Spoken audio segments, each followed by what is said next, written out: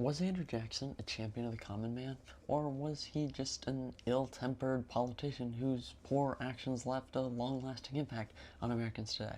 In this video, we'll unravel complexities in his legacy that still spark debate between Americans today, making him one of the most controversial figures in our history.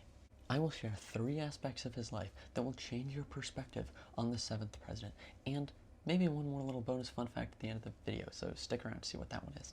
If you share my interest in U.S. presidential history content, please give this video a like down below, as it would help us grow our community. If you've already done so, thank you. Now let's jump into it. Remember how in last week's video I talked about the heated election of 1824? Well, Jackson and his supporters were furious. They felt the victory was stolen from them by Adams and Clay. Jackson knew he wanted a rematch against Adams in 1828. Spoiler alert, he won that rematch. Just months before taking office, after winning the election, Jackson's wife Rachel died. President Jackson attributes her death to the stress coming from heated attacks from the Adams campaign in this election. Mrs. Jackson's death and the heated election of 1824 built Jackson's controversial character arc. Known for being passionate and quick to fight, Jackson often faced challenges head-on, which earned him the nickname Old Hickory because he was so tough. His temper helped him become a strong and confident leader, but it also led to decisions that caused problems.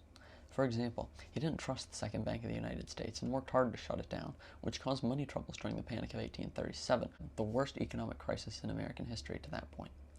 Jackson also believed strongly in the power of the federal government, and he used force to stop South Carolina from trying to secede from the Union, which created more tension between states, leading to the nullification crisis, an unnecessary dispute between South Carolina and the rest of the country.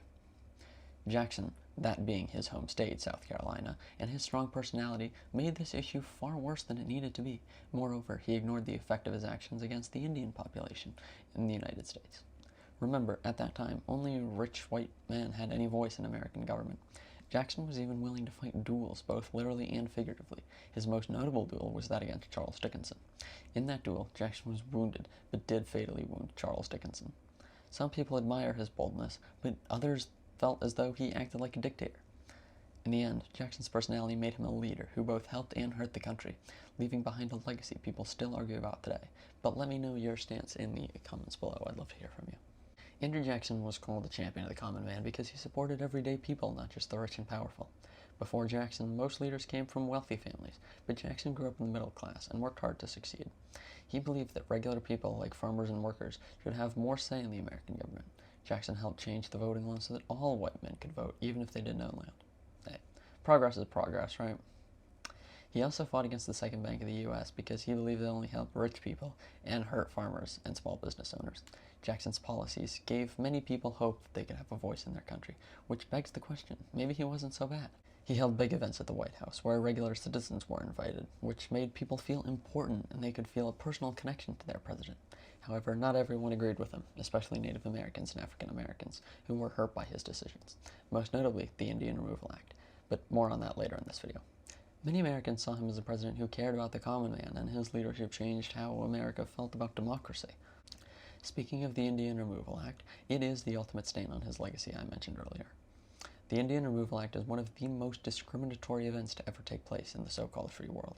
In 1830, Jackson signed a law forcing Native American tribes to leave their homes in the southeast and move west of the Mississippi River. Jackson said it would help settlers claim more land in the west, but it caused great suffering for those affected. The Louisiana Purchase had already happened, so sending people just west of the Mississippi River wouldn't actually expand the nation's footprint or help them reach new land. Many tribes like the Cherokee were pushed off their land even though they had lived there for generations. This led to the Trail of Tears, a terrible journey where thousands of Native Americans were forced to walk hundreds of miles to new land. Most with little clothing on in chilly winter months, and some without shoes. Along the way, many people died from hunger, disease, and harsh weather. Jackson's decision to support this law showed that he cared more about growing the nation's footprint and economy than the rights of Native Americans, which sparked division throughout the country. The Indian Removal Act stained the Jackson's legacy because it ignored the suffering of others. The Jackson legacy serves as a reminder that even strong leaders make decisions that cause great harm. Right, on a later note, that fun fact I teased earlier. Andrew Jackson cared deeply about the nation's economy, often putting it above other issues. When Jackson came into office, the national debt was $58 million. During his presidency, Jackson paid off the national debt by himself. The national debt was down to $0, and there was a surplus. Good job, Andrew. What did he do with all the extra money? Well, he divided it evenly between the states, of course. In 1845, Jackson developed edema, which is a severe heart failure that killed him on June 8, 1845, at the age of 78. Earlier in this video, I briefly recalled the election of 1824, which was supposedly won by John Quincy Adams. We made a whole video about JQ for your enjoyment, so check it out here. Thanks, guys. Have a good weekend.